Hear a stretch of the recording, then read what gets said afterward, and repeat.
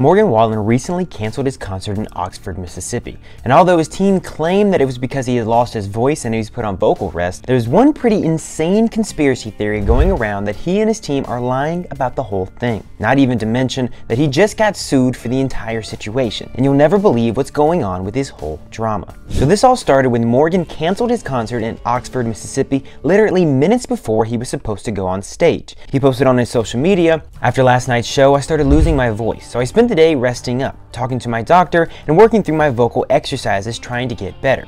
I really thought I'd be able to take the stage, and that kills me to deliver this so close to showtime, but my voice is shot, and I am unable to sing. All tickets will be refunded at point of purchase. I'm so sorry. I promise you guys I tried everything I could." Then on screen at the concert, they posted this notice. "Ladies and gentlemen, unfortunately Morgan has lost his voice and is unable to perform tonight. Therefore, tonight's show has been canceled.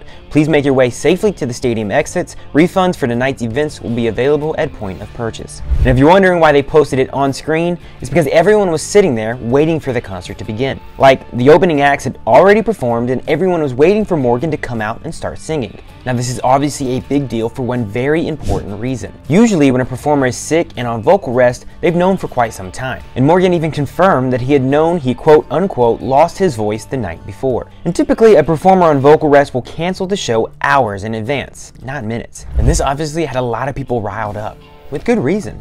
Mostly because if Morgan and his team knew that he couldn't go on stage, there would be only one reason why they let everyone think that the show was going on as normal. And that reason is money. If they got the audience into the venue as per usual, they would still be making money on the food and drink sales, and more importantly, the merch sales. So even though they might have been missing out on the ticket money, since they had to refund everything, both Morgan's team and the venue are still making money in some way, even if the show was canceled. And this obviously really riled everyone up, but it was unfortunately only the beginning of the drama from this concert. Because then the rumor started the show wasn't canceled because of his vocal rest at all. According to a security guard, Morgan was rushed out of the venue in an ambulance because he had consumed so much alcohol that he needed to get his stomach pumped. And that might make you think, well, maybe his team really had no idea, and that's why they canceled the concert at the last minute. But allegedly, his team knew how inebriated he was, and they knew that there was no way that he was going to be able to get on stage and play a show. But they still didn't cancel the concert until the last minute. And now he and his team are getting sued for how they handled the situation. A concert goer named Brandy Burkham filed a class act lawsuit against him and his team for breach of contract and negligence. She claimed that she also still hasn't been refunded for her ticket, but that might have just been because it usually takes a few days with credit card companies.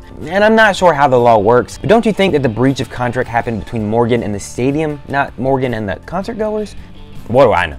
Anyway, Brandy also wants to be compensated for things like transportation and merch sales, which makes sense. This was a big concert. The stadium can sit 60,000 people, which means that 60,000 people paid a lot of money to travel to the concert. They probably spent a lot of money on things like hotels, food, and everything else, only to not get to see a concert at the end of all of it. And not only did they not get to see the concert, they will never get to see the concert because Morgan completely canceled the show. He didn't reschedule it like he did for his shows in Michigan, Illinois, and Nebraska that he was supposed to play this week. So 60,000 people thought that they were going to see a Morgan Wallen concert. Now they won't get to. This isn't exactly a new thing for Morgan Wallen though. He's constantly gotten himself into scandals thanks to his drinking. And he's tried and succeeded at redeeming himself in the past and claiming that he's a changed man and that he's grown from his previous scandals. But if it's true that he was actually too inebriated to walk, let alone perform a concert like the security guard claimed, this might just be the final straw for his career. I think everyone who was at that concert would agree that they're sick of his excuses. And I think that even his fans who weren't at the concert are starting to feel the same way. Hopefully he gets help if he needs it and is able to not only take care of himself better,